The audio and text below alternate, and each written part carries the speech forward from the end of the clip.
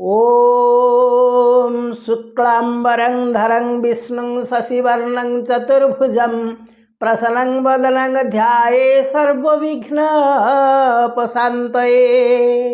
नारायणं नमस्कृत्यं नरं चैव नरोत्तमं देवीं सरस्वती व्यासं ततो जयमुदीरयेत् ततो जयमुदीरयेत्। व्यास वसिष्ठ नप्तारं शक्तिपौत्र कल्मषं पराशरत्मज वन्दे सुकतात तपोनिधिं सुकतात तपोनिधिं। व्यासाय विष्णुरूपाय व्यासरूपाय विष्णवे नमो वै ब्रह्मविधाय वसिष्ठाय नमो नमः वसिष्ठाय नमो नमः। अचतुर्वेदो न ब्रह्मा द्विबाहु पराहरी अभाललोचन शंभो भगवान बादरायणी। जं ब्रह्मा वरुणेन्द्र रुद्र मरुतः स्तन्यन्ते दिव्यैस्तवैः और्वेदै सांगपदै क्रमोपनिषदै गायन्ति च सामगाः। ध्यानवस्था तद्गत मनसा पश्यन्ति न योगिनाः यस्यान्तं न विदुषुरसुरगणा देवाय तस्मै नमः देवाय तस्मै नमः। वसुदेवं सुतं देवं कंसचाणूरमर्दनं देवकी परमानन्दं कृष्ण वन्दे जगद्गुरुं कृष्ण वन्दे जगद्गुरुं। हरि ओम। प्रिय सज्जन वृंद, आजिर यही पावन परिसर रे आमे गीतार पठन ओ प्रवचन आरंभ करिबा। श्रीमद् भगवत गीता ए पुस्तक भगवान मुखनिसृत बाणी, तेणु भगवान मुखनिसृत बाणी श्रवण करने कहार बा आनंद नहेब। तेणु जेहेतु आमे समस्ते परमात्मा संतान एवं समस्त भितरे भगवान सत्ता विद्यमान, तेणु आमे निश्चित भाव में भगवान मुखनिसृत बाणी को टिके मनन करिबा, टिके चिंतन करिबा। ताहेले आज आमे भगवत गीतार जो प्रथम अध्याय प्रथम श्लोक संपर्क रे आलोचना करिबा।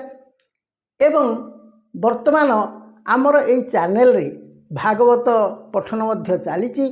तेबे बहु बंधुंकर अनुरोध रहिला जे टी गीता उपरे आलोचना हो, भगवत गीता उपरे आलोचना हो।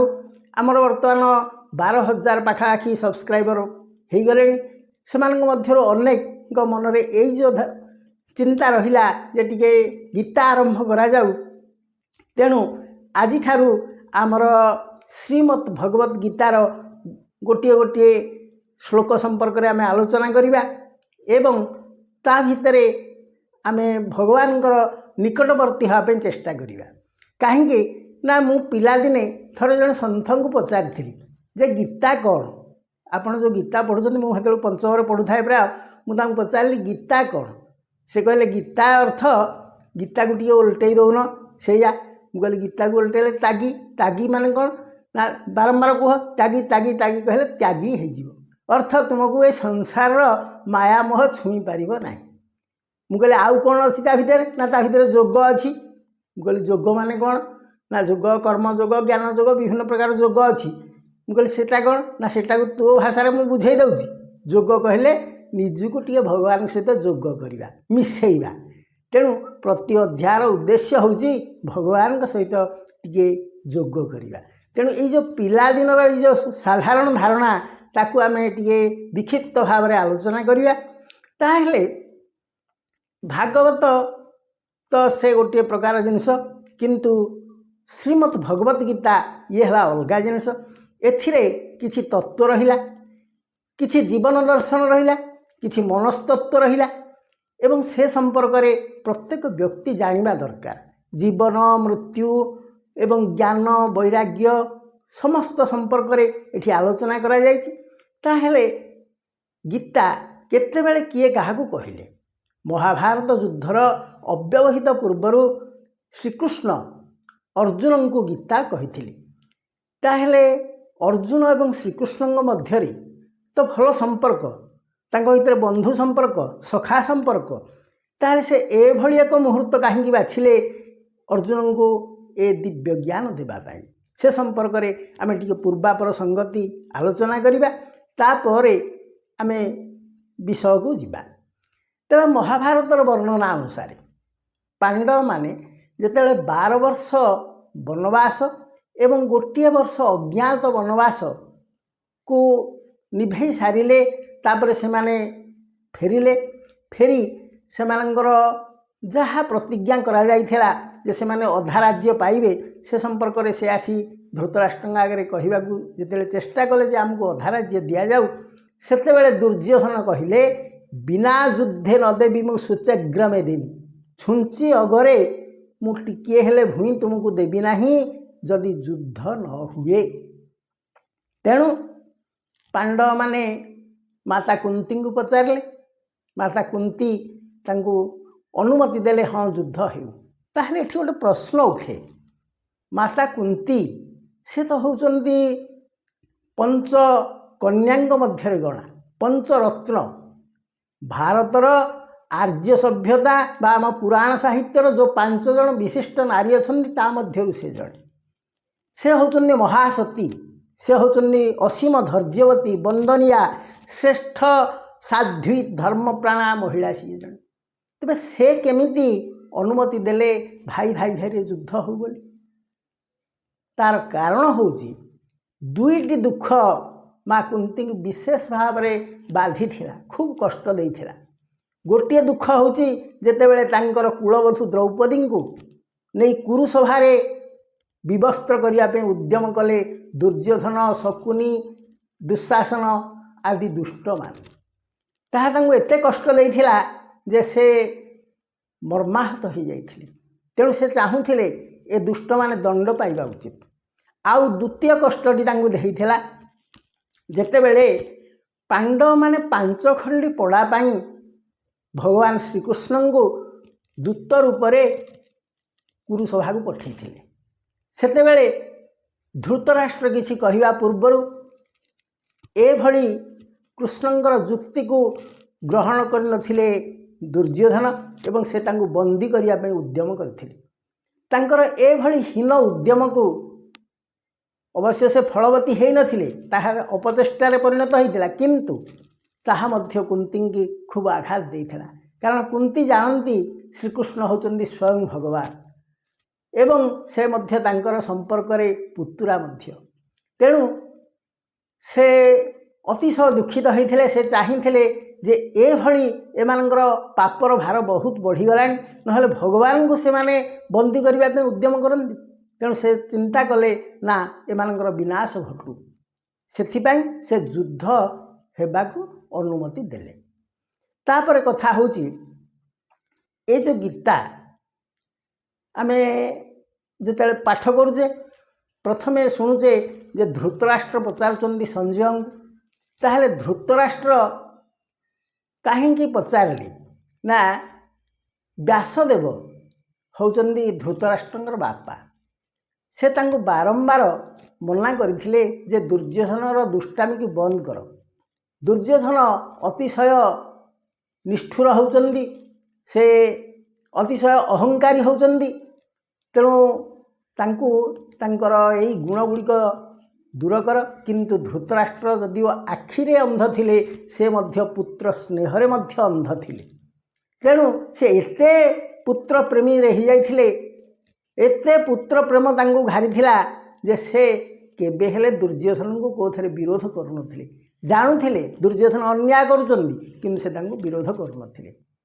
परिशेष रे जहाँ घटिया कथा घटिला युद्धर घन घटा आरंभ हो गला। तेणु व्यासदेव आसिले धृतराष्ट्र को कहले तुम्हें तो अंध युद्ध कौन होउची युद्ध क्षेत्र को जाई परिबो नाही तेणु युद्ध किभली होउची तुम्हें देखिबो कि तुमको दिव्य दृष्टि देवी। धृतराष्ट्र कहले ना ना एते दिन तो मु अंधरे कटिगली आउ दिव्य दृष्टि रे कहीं से युद्ध देखी किंतु मोर इच्छा मु युद्धर सठिक समाचार मु जानापी चाहूँगी मत कहीं जड़े कहता किसी से मिथ्या न पूरा सत्य कथा किए कहीं जड़े कहता जिन देखला भली। तेणु व्यासदेव कहले ताहेले तुमर मंत्री संजय को मु दिव्य दृष्टि दौची एवं से तुमको युद्धर प्रतिटी मुहूर्तर प्रतिटी विवरणी दे पारिबे। तेणु संजय दिव्य दृष्टि पाइले एवं से युद्ध क्षेत्रर प्रतिटी दृश्य प्रतिटी कथा से धृतराष्ट्र को जनइले। तापर कथा होची युद्ध होवाई दीपटर सैन्य तो गदा हो गले दीपटे से आसीगले युद्धर आयोजन ठीक भाव में होगला। तबे अर्जुन जेहेतु होउचंती टिके धार्मिक से विचारवंत ज्ञानी तेणु तांको मनरे पुणी गोटे भावना सृष्टि है जे मु मो निज आत्मीय मान को मारिकी कि लाभ पाइबी। मोर गुरु अछंती मोर पितृ पितामह माने अछंती मोर समस्त बंधु बांधव माने अछंती समस्त को मारी मु कि लाभ पाइबी। ए राज्य नहेला नाही पछे मु युद्ध करिबी नाही। से अतिशय मोहग्रस्त हो गले। तेणु तांकर मोह भंग करिया पाई भगवान श्रीकृष्ण तांकु गुड़िए उपदेश देले एवं जो आत्मा परमात्मा ए भली जो सब ज्ञान देले से ज्ञान गुड़िक गीतार ज्ञानर भंडार ही रहिला एवं ताकु गीता आकार रे आमे जानि पारले। तेणु यही जो गीता बा श्रीमद् भगवत गीता आमे प्रत्येक भारतीय या जानिबा दरकार।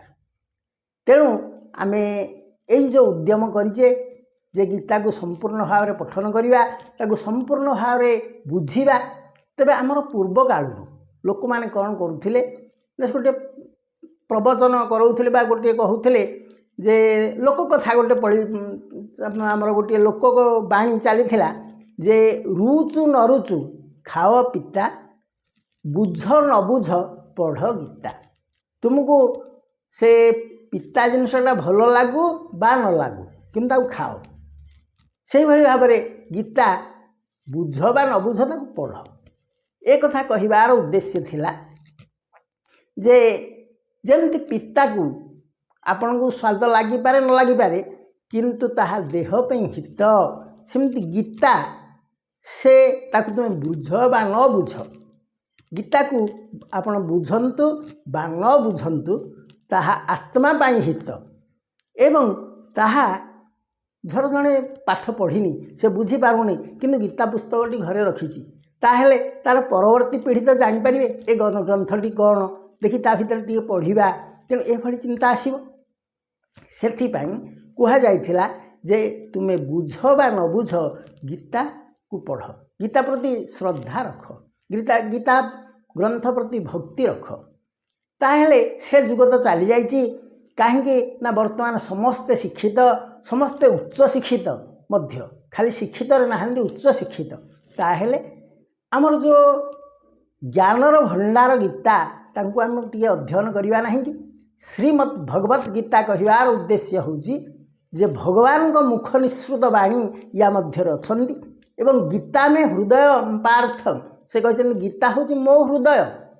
तेणु भगवान को हृदय को आम टे जाना ना कि तेणु आमर आपण मैंने जानती प्रति धर्मर गोटे गोटे धर्मग्रंथ अच्छी से माने तांकर धर्मग्रंथ को खूब आदर करती भक्ति करती किंतु आमर ए हिंदू धर्मर किछि लोक आम धर्मर ग्रंथ को मध्य विरोध करती आमर धर्मर विभिन्न जो सबु नीति नियम रही ताकू मध्य से माने विरोध करती कहीं ना से माने अन्य धर्म से प्रभावित हो जाती ତେଣୁ ଆମ ଧର୍ମଟା ତାକୁ ଭଲ ଲାଗେନି। ତାହେଲେ ଆମ ଧର୍ମର ହିନ୍ଦୁ ଧର୍ମର ଧର୍ମଗ୍ରନ୍ଥ ହେଉଛି ବେଦ। କିନ୍ତୁ ଗୋଟିଏ ଦୁଃଖର ବିଷୟ ଯେ ବେଦକୁ ସମସ୍ତେ ପଢ଼ିପାରନ୍ତି ନାହିଁ। ତାକୁ ତା ଭିତରେ ଥିବା କ୍ଲିଷ୍ଟ ଶବ୍ଦ ଗୁଡ଼ିକ ସମସ୍ତଙ୍କ ପାଇଁ ବୋଧଗମ୍ୟ ହୁଏ ନାହିଁ। ତାପରେ ସେହିପରି ଭାବରେ ଗୁରୁ ବି ନଥାନ୍ତି ଯିଏ ତାକୁ ପଢ଼େଇବେ ବୋଲି। ଏ କଥା ବେଦବ୍ୟାସ ମଧ୍ୟ ଜାଣିପାରିଥିଲେ ଯେ ହୁଏତ ବେଦର ଯେଉଁ କ୍ଲିଷ୍ଟ ଶବ୍ଦ ସବୁ ଅଛି ତାକୁ ସର୍ବସାଧାରଣ ବୁଝିବେ ନାହିଁ। ତେଣୁ ସେ ତା'ର ନିର୍ଯାସ ସବୁ ବାହାର କରି ଗୀତା ମଧ୍ୟରେ ରଖିଥିଲେ। ଯାହା ଭଗବାନ ଅର୍ଜୁନକୁ କହିଲେ ସେଇ କଥାକୁ ଅତି ସୁନ୍ଦର ଭାବରେ ବ୍ୟାସଦେବ ତାକୁ ଲେଖିଗଲେ ଏବଂ ଏଇ ଗୀତାର ଭାଷ୍ୟକାର ବା କହିବା ଲୋକ ହେଉଛନ୍ତି ଭଗବାନ ଏବଂ ତାକୁ ମନେ ପକାଇ ଭଗବାନଙ୍କ ବାଣୀକୁ ନିଜର ଦିବ୍ୟ ଶକ୍ତି ବଳରେ ଗ୍ରହଣ କରି ତାକୁ ଲେଖିବା ଲୋକ ହେଲେ ବ୍ୟାସ। ତେଣୁ ଆମେ ପ୍ରଥମେ ବ୍ୟାସଙ୍କର ବନ୍ଦନା ମଧ୍ୟ କରିଥିଲେ। ତେବେ ସେହି ବ୍ୟାସଦେବ ଗୀତା ସମ୍ପର୍କରେ କ'ଣ କହିଲେ? ସେ କହିଲେ ସର୍ବୋପନିଷଦ ଗାବ ଦୁଗ୍ଧା ଗୋପାଳ ନନ୍ଦନମ୍ ପାର୍ଥବସ୍ୟା ସୁଧୀରି ଭକ୍ତା ଦୁଗ୍ଧଂ ଗୀତାମୃତଂ ମହତ୍ ଦୁଗ୍ଧଂ ଗୀତାମୃତଂ ମହତ୍। ତେଣୁ ସେ କହିଲେ ଯେ ସର୍ବୋପନିଷଦ ଗାବ, ସମସ୍ତ ଉପନିଷଦ ବେଦ ଇଏ ଯଦି ଗୋଟିଏ ଗାଈ ହେଇଥାନ୍ତି ତାହେଲେ ଦୁଗ୍ଧା ଗୋପାଳ ନନ୍ଦନ, ତେବେ ସେଇ ଗାଈର କ୍ଷୀରକୁ ଆମେ ସମସ୍ତେ ଘରେ ଗାଈ ରଖିଥାଏ ଆଉ ଉଦ୍ଦେଶ୍ୟ ଥାଏ କ୍ଷୀର ଟିକେ ପାନ କରିବା। ତାହେଲେ ଏଇ ଯେଉଁ ଗାଈ ସୃଷ୍ଟି ହେଲେ ସମସ୍ତ ବେଦ ଉପନିଷଦକୁ ମନେକର ଗୋଟିଏ ଗାଈ ବୋଲି ଧରାଗଲା, ତା'ର ନିର୍ଯାସ ତା'ର ରସ ହେଉଛନ୍ତି କ୍ଷୀର। ସେ କ୍ଷୀରକୁ ଦୁହିଁବା ଲୋକ ଜଣେ ଦରକାର। ତେଣୁ କିଏ ଦୁହିଁବ? ଗୋଟିଏ ଗୌଡ଼ ପିଲା ଭଲ ଦୁହିଁ ପାରିବ। ତେଣୁ ଗୌଡ଼ ପିଲା କିଏ ଆଉ ଆସିବ? ସେଇ ଶ୍ରୀକୃଷ୍ଣ ହିଁ ଶ୍ରେଷ୍ଠ ଗୌଡ଼। ତେଣୁ ସେ ହିଁ ଆସିବେ ତାକୁ ଦୁହିଁବା ପାଇଁ। ତେଣୁ ଦୁଗ୍ଧା ହେଲେ ଗୋପାଳ ନନ୍ଦନ। ତାହେଲେ ଗାଈ ମିଳିଗଲା, ଗୌଡ଼ ଆସିଗଲେ। ବାଛୁରୀଟିଏ ନଥିଲେ କ'ଣ ଗାଈର କ୍ଷୀର ଶୁଦ୍ଧ ପୂତ ପବିତ୍ର ହେଇପାରିବ କି? ତେଣୁ ବାଛୁରୀଟିଏ ଦରକାର। ସେ ବାଛୁରୀ ହେଉଛନ୍ତି ଅର୍ଜୁନ। ତାହେଲେ ସେ କ୍ଷୀର କିଏ? ନା ସେ କ୍ଷୀର ହେଉଛନ୍ତି ଦୁଗ୍ଧଂ ଗୀତାମୃତଂ ମହତ୍। ତେଣୁ ଏ କ୍ଷୀରଟି ହେଉଛନ୍ତି ଗୀତା ବା ଶ୍ରୀମଦ୍ ଭଗବତ୍ ଗୀତା, ସିଏ ହେଲେ କ୍ଷୀର। ତାହେଲେ ବାଛୁରୀ ତ କ୍ଷୀର କିଛି ଖାଏ, କିନ୍ତୁ ସବୁ କ୍ଷୀର କ'ଣ ବାଛୁରୀ ଖାଏ କି? ତାକୁ ତ ପୁଣି ଅନ୍ୟ ଲୋକ ଖାଆନ୍ତି। ତାକୁ ତେବେ ଖାଇବ କିଏ? ନା ତାକୁ ଖାଇବେ ସୁଧୀରି ଭୋକ୍ତା। ସୁଧୀ ଅର୍ଥ ଜ୍ଞାନୀମାନେ, ପଣ୍ଡିତମାନେ ବା ଯେଉଁମାନଙ୍କ ପାଖରେ ଭକ୍ତିଭାବ ଅଛି ଏବଂ ଯେଉଁମାନେ ହେଉଛନ୍ତି ଆସ୍ତିକ ଅର୍ଥାତ୍ ଭଗବାନଙ୍କୁ ମାନନ୍ତି, ସେଇମାନେ ହିଁ ୟାର ରସ ଗ୍ରହଣ କରିପାରିବେ। ତାହେଲେ ଏଇ ଯେଉଁ ଭକ୍ତି ରସ ବା ଜ୍ଞାନର ରସକୁ ଅମୃତ ରୂପୀ ଜ୍ଞାନ ଯେଉଁ ଭକ୍ତି ରସ ଗୀତାଙ୍କର ରହିଲା, ତାକୁ କ'ଣ ହେଉଛି ନା ପ୍ରତ୍ୟେକ ବ୍ୟକ୍ତି ପାନ କରିବା ଉଚିତ। ମାନେ ଜ୍ଞାନୀମାନେ, ଯେଉଁମାନେ ତ ମାନନ୍ତିନି ଠାକୁରଙ୍କୁ ସେ କଥା ଅଲଗା। କାହିଁକି ଜ୍ଞାନୀମାନେ ମାନିବେ ବା କାହିଁକି ଜ୍ଞାନୀମାନେ ଭକ୍ତି ଭାବର ଗୀତା ଗ୍ରନ୍ଥକୁ ଜ୍ଞାନର ଗ୍ରନ୍ଥକୁ ଗ୍ରହଣ କରିବେ? କାରଣ ହେଲା, ଲକ୍ଷ୍ୟ କରନ୍ତୁ, ଜୀବନ ଯୁଦ୍ଧରେ ଆମେ ସମସ୍ତେ ଜଣେ ଜଣେ ଅର୍ଜୁନ। କାରଣ ଅର୍ଜୁନଙ୍କ ମନରେ ଯେଉଁ ଭାବ ଜାଗ୍ରତ ହୋଇଥିଲା ଆମ ମନରେ ପ୍ରତିଦିନ ସେଇଭଳି ଭାବ ଜାଗ୍ରତ ହେଉଛି। ଏଇ କାମ କରିବି କି ନ କରିବି, ଏଇଟା ମୋ ପାଇଁ ଭଲ ହେବ କି ମନ୍ଦ ହେବ, କି ଆଜି ମୋତେ ଏତେ ଦୁଃଖ ଲାଗୁଛି, ଆଜି ମୁଁ ନିରାଶ ହୋଇଯାଇଛି, ଆଜି ମୁଁ ଅଶାନ୍ତ ହୋଇଯାଇଛି। ତେଣୁ ପ୍ରତ୍ୟେକ ମଣିଷ ନିଜ ନିଜ ଜୀବନରେ ଗୋଟିଏ ଗୋଟିଏ ଅର୍ଜୁନ। ତା ଆଗରେ ସବୁବେଳେ ଗୋଟେ ଯୁଦ୍ଧକ୍ଷେତ୍ର ରହିଛି। ଅବଶ୍ୟ ଯିଏ ଅଳସୁଆ ହୋଇ ବସିଛି ତା କଥା ଅଲଗା, କିନ୍ତୁ ଯିଏ କର୍ମୀ, ଯିଏ ଅଫିସକି ଯାଉ, ମେଡ଼ିକାଲ ଯାଉ, ଯେକୌଣସି କାମକୁ ଯାଉ, ବ୍ୟବସାୟକୁ ଯାଉ, ସବୁଠି ତା ଆଗରେ ସମ୍ମୁଖୀନ ହୁଏ ଦ୍ୱନ୍ଦ୍ୱ।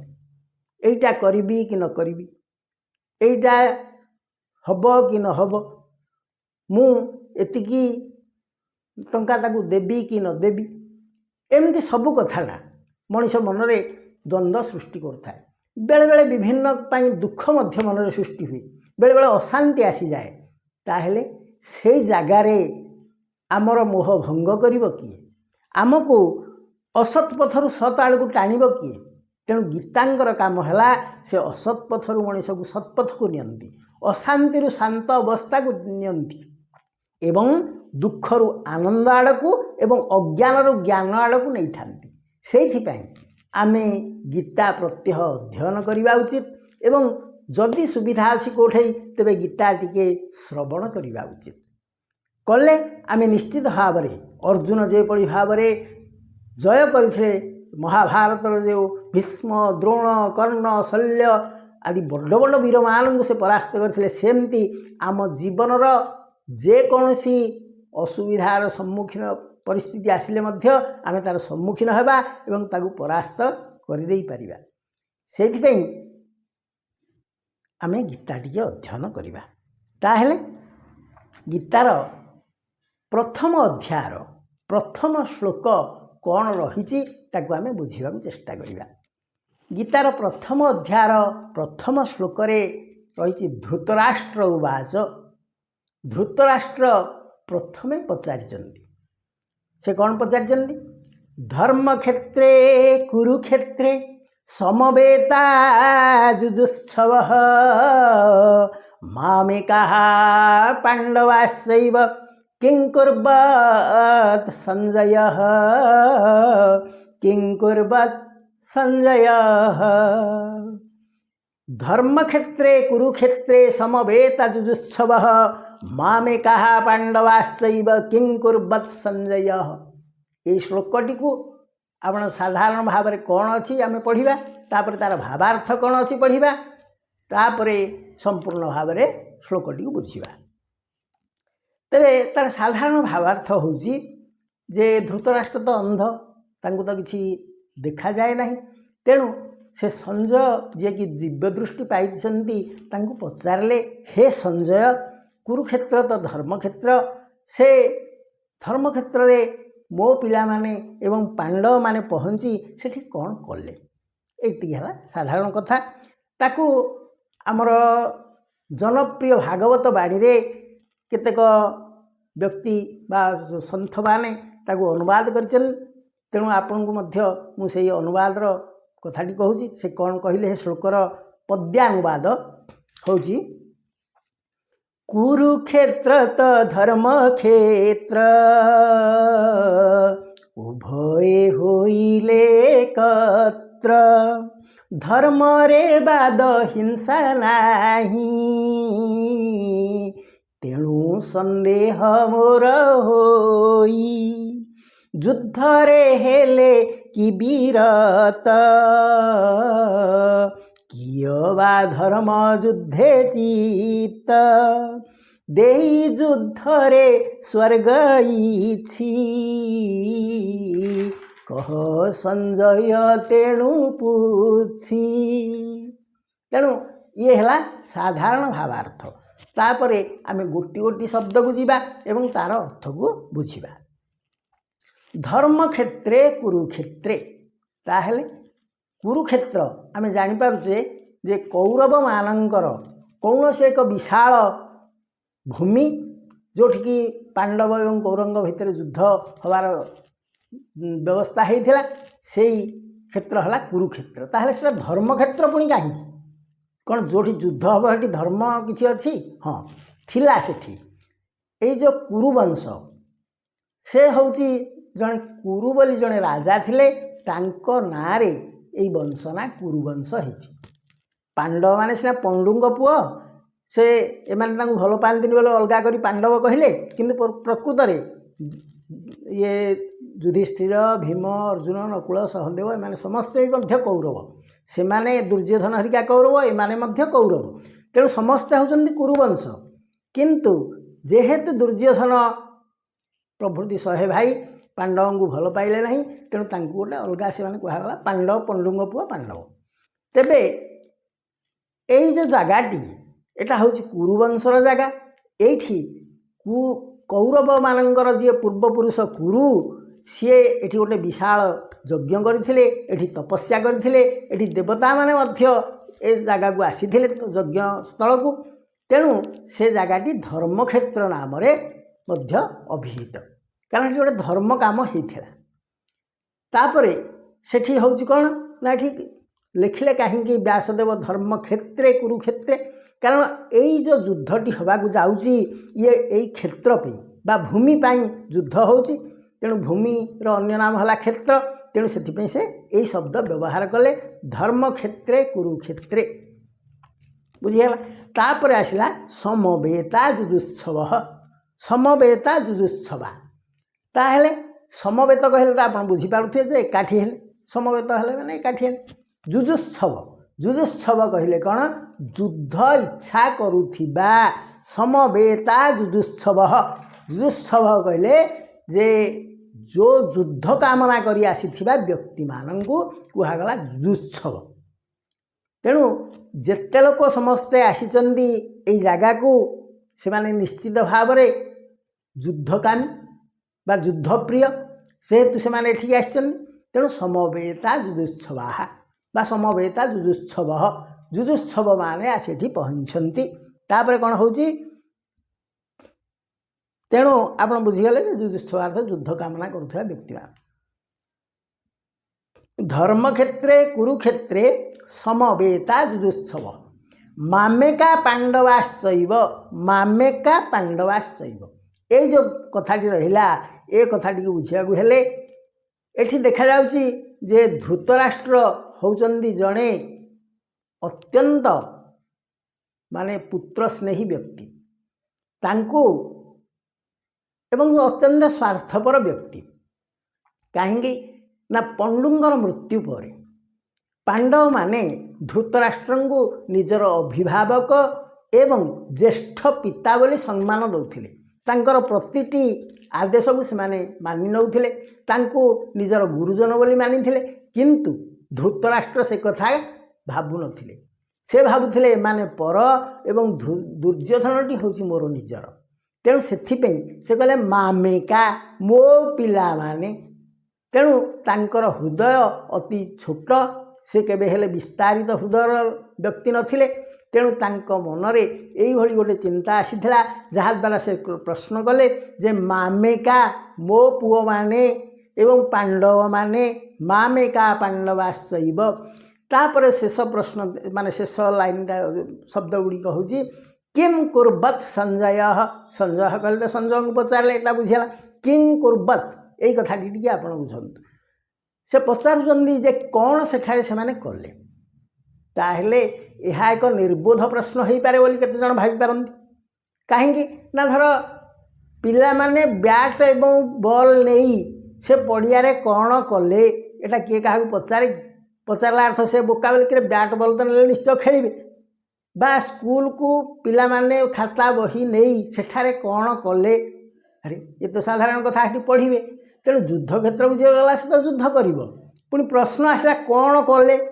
ये प्रश्न धृतराष्ट्र कहीं पचारे बा व्यासदेव ये कहीं कलम कले कारणटा है जे धृतराष्ट्र भाभी जे ए युद्ध बोधुए हम ना कहीं ना से जानी युधिष्ठिर होचंदी धर्मनिष्ठ एवं अर्जुन होचंदी विचारवंत ता सहित भीम नकुल सहदेव एमाने समस्ते युधिष्ठिर को मानती एवं तांकर प्रतिटी कथा को से माने अक्षर अक्षर पालन करती तेणु धृतराष्ट्र भावुले जदि एमाने तो धर्मज्ञ काले कहे नाई मो युद्ध करवानी एत रक्तर घन घटा क्या छुटेबा आमे बरम पुणी बनवास जाऊँ हारिकी पुणी सियाड़े कड़े पदा को पलाऊँ या कहबी कहीं ना तांको मनरे भी भय थिला जे दुर्योधन हुए तो एमानंकु शक्ति रे न पारि पारे एवं दुर्योधनर पतन होवार संभावना अच्छी एक कथा मध्य से जानी पारिथिले तेणु तांको मन चाहूला युद्ध न हो ठीक अच्छे युद्ध नहंता किंतु निज पुओ को से प्रवर्तौ नथिले जे पुओरे तांको अधा राज्य देदे युद्ध करवानी हे कथा नथिला तांको पटु से आसी आमर शरण पशि जातु एवं ए राज्य छाड़ी मन को मन पलि जातु यही भाया मन में चिंताधारा थिला तेणु से शेष पर्यंत भावुले युद्ध काले नहब काले नहंता हेले तेणु से एइथिपाई पचारे से माने पहुँचले सीना युद्ध क्षेत्र में युद्ध कले कि एभली भाव तांकर प्रश्न थिला तेणु एभली भाव आमे आमर प्रथम अध्यायर प्रथम श्लोक को आलोचना कले तेबे प्रिय सज्जन वृंद आपण माने आम सहित एमती गीतार अध्ययन सहित रुहंतु। प्रतिदिन सकाळ 6:30 रे आमे गीता पाठ करिबा एवं आपण माने किछि समय पाई टिके भगवान सहित तल्लीन हो जिवे, टिके मिसी जिवे एवं एई भगवत बाणी टिके श्रवण करी निजर देह मन को पवित्र टिके रखिबे। ताहेले प्रिय सज्जन वृंद, आज आमर ई भागवत यही श्रीमद् भगवत गीता आम ये समाप्त करुचे। पुणी आसंता काली जदि आपण मनरे किसी प्रश्न थाए यही प्रथम श्लोक बुझिबारे बा कौनसी आपण मनरे प्रश्न रहुची ताहले आपण आमको मध्य पचारि पारिबे। जदि आमर ई गीता पाठ आपण को भल लागिची आपण आमर चैनल रे टिके लाइक करदेवे एवं जदि आपण प्रिय परिजन पाखक टिके शेयर करिया पे मध्य चेष्टा करिवे। ताहले एतिकरे रहुची।